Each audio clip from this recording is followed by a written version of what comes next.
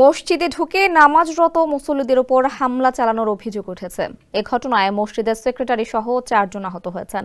শুক্রবার রাত 9:30টার দিকে কুমিল্লার দেবিদ্বার পৌরসভার 3 নম্বর ওয়ার্ড ফতেহাবাদ দক্ষিণপাড়া বায়তুল আকসা জামে মসজিদে এ হামলা ও ভাঙচুরের ঘটনা ঘটে।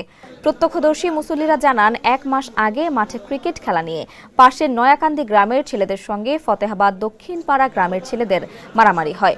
ওই মারামারিকে কেন্দ্র করে শুক্রবার বিকেলে নয়াকান্দি গ্রামের একজনকে মারধর করা হয়। পরে রাত 8টার দিকে নয়াকান্দি গ্রামের ছেলেরা ফতেহাবাদ গ্রামের কামরুলকে রাস্তায় পেয়ে মারধর করে।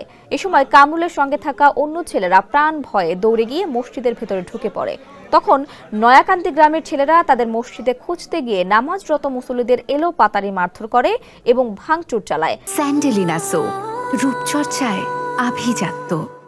তাদের বাধা দিলে তারা মসজিদের সেক্রেটারি ইব্রাহিম সহ 4 জনকে পিটিয়ে আহত করে। এক পর্যায়ে ইমাম মসজিদের মাইকে ঘোষণা দেন মসজিদে ডাকাত পড়েছে। পরে তারা পালিয়ে যায়। পরে গুরুতর আহত মসজিদের সেক্রেটারি মোহাম্মদ ইব্রাহিমকে আশঙ্কাজনক অবস্থায় ঢাকা মেডিকেল কলেজে ভর্তি করা হয়।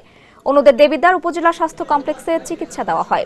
দেবিদ্বার থানার পুলিশ পরিদর্শক মোহাম্মদ শাহিনুল ইসলাম জানান, বর্তমানে পরিস্থিতি শান্ত আছে।